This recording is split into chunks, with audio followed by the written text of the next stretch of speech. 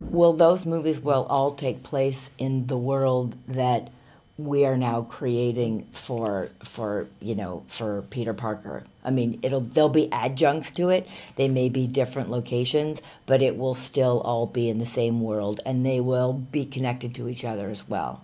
So there is a chance that Tom Holland as Spider-Man will pop up somewhere There's a over there. chance. There's always a chance. There's always a chance. I think one of the things that Kevin has done with Marvel that's was so brilliant, and is by bringing the fans along and making each movie seem like a chapter in a book that you have to read that chapter in order to go forward. And I think the investment that the fans get to feel in being part of a larger story and understanding what's happening, I think is something that I know Sony would want to emulate.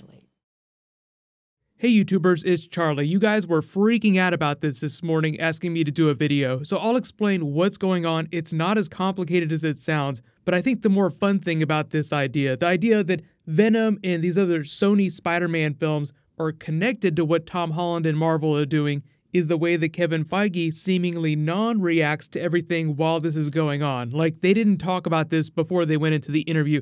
This is why press is fun. So I'll go ahead and do a new round of the Spider-Man giveaway. It's for those action figures. All you have to do to enter is be a subscriber, leave a comment on this video. But what Amy Pascal is saying when she says the larger universe that they're creating for Peter Parker Spider-Man is she's sort of combining the idea of what Marvel has in the MCU, their own self-contained universe, and a new Spider-Verse that will be adjacent to that.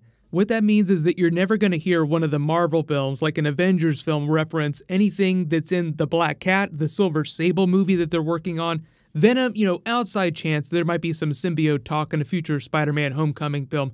But a lot of people are pointing to Kevin Feige's earlier comments where he said the Spider-Verse that Sony's creating won't have anything to do with what's happening at Marvel. Really what he's saying is that they just don't have to deal with that on a story level, so they can do whatever they want to with any of the Spider-Man characters, and when it comes time to write Spider-Man Homecoming 2, they won't have to reference any of the things that are going on in those films. So Deadpool, the X-Men films are a really good example of that shared relationship where they're all in the same universe, but when was the last time you heard one of the mainstream X-Men films ever reference Deadpool? There's the now retconned Wolverine Origins timeline where Deadpool debuted. That's the closest he's ever come to appearing in a mainstream X-Men film. Yet, now Deadpool is more successful than any of those other big films. So that's why he's free to reference them all he wants. He can make fun of them all day long. And then when we get to the next big X-Men Dark Phoenix film, if they don't want to talk about Deadpool, they don't have to mention him at all. So the second big part of this interview is where they say, will Tom Holland appear in these films? And Amy Pascal's like, maybe. He definitely might. And the way she says it makes it sound like, oh yeah, we just haven't worked out the contract yet, but the plan is for him to appear in some way. She also says that they're not going to take place in the same area, so we might not be in and around Queens, New York, where Spider-Man Homecoming and Spider-Man Homecoming 2 are going to take place.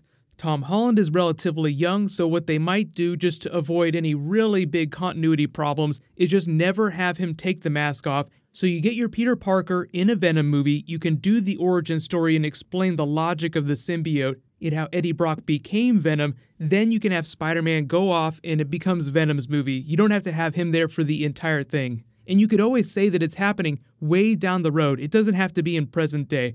The look on Kevin Feige's face looks like he's more worried about the interviewer asking some crazy question, reacting to that, than he's reacting to Amy Pascal. Like he's listening very closely to what she says, kind of nodding in agreement, just thinking very carefully. He's doing all the mental calculus that presidents of movie studios do because so much business is on the line. So most of the time in interviews like this, they want to be as forthcoming as possible while giving away absolutely nothing. And I think Amy Pascal is kind of tipping the hat more than he wants to. He might want it to be more of a surprise. And because the contracts probably aren't completely figured out yet, you don't want to say something's going to happen and then have the contract fall through and then have all the fans come on later and say, well, you told us that Tom Holland was going to be in the movie.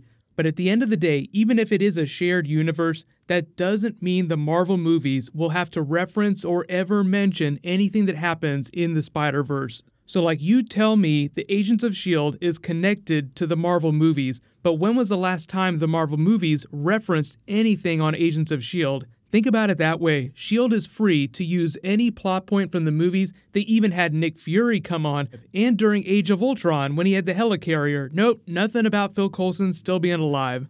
So the only reason they do stuff like that is just so that the people who are writing these movies don't get bogged down with unnecessary continuity. Like if you don't need a character in a film, if you don't need a plot point, then don't write it in. It's also kind of a way to insulate themselves from other movies' failures. So if things don't work out with the Sony Spider-Verse, the Marvel movies don't have to chain themselves to that. They can just be like, oh, see, they weren't connected the whole time. So if these Sony Spider-Verse movies don't work out, then people like 10 years down the road could go and watch Spider-Man Homecoming in the trilogy that they're doing with Marvel, and they won't have to be reminded of any other movies that they're connected to. And probably even a better metaphor for their relationship with this new Spider-Verse is that scene with Iron Man dropping Spider-Man off and giving him the suit. You mean I can keep it? So it's sort of like Marvel Iron Man is pushing Sony out the door with this new idea, this new creative behind them, and saying, good luck with all this, don't do anything that I would do, don't do anything I wouldn't do. But as much as Iron Man's going to be helping Spider-Man, it's not like he's going to be moving in with him and Aunt May. I can keep that suit? Yeah, doesn't fit me. So when's our next retreat? What, next mission? We'll call you. All right? That's not a hug. I'm just grabbing the door for you. We're not there yet. All right, kid. Good luck out there. There's a ton of other subsystems in here, but they're all disabled by the training wheels protocol. I'm sick of Mr. Stark treating me like a kid. But you are a kid. Yeah, a kid who can stop a bus with his bare hands. So yes, Venom is part of the Spider-Man universe that's being shared with Marvel, but that doesn't necessarily mean that he's part of the Marvel Cinematic Universe. So it's a spin-off, but not in the traditional way that you would think a spin-off would work. There's just so many logic problems that could trip them up. They're going to try and do it in the most logical way possible. So it'll all make sense once they start revealing story details. They're going to be shooting Venom later this year. Tom Hardy's probably going to be crazy intense. The only thing I don't know about is Black Cat and Silver Sable. Those movies haven't said anything about Spider-Man showing up. I'm not expecting Tom Holland to show up in every single movie that Sony's planning inside the Spider-Verse. Just the really big ones, and even Tom Holland himself said that he was actually excited to do that, but he's a kid and he has attorneys, he has agents that handle all those contracts for him, so there's probably somebody off screen saying, don't say you're doing this project, they haven't signed on the dotted line, we can get way more money out of them if you hold out. So leave all your requests for Marvel videos in the comments below. Chris Hemsworth was talking a lot about Infinity War villains, so I'll probably do a video for that in the next day as well. Congratulations to the latest giveaway winner, Chris Gordon. Please private message me so I can get your contact details. While you wait for everything, click here for brand new Deadpool 2 behind the scenes. They just started filming, and you can click here to rewatch the Black Panther trailer. Thank you so much for watching. Everybody stay awesome. I'll see you guys tonight.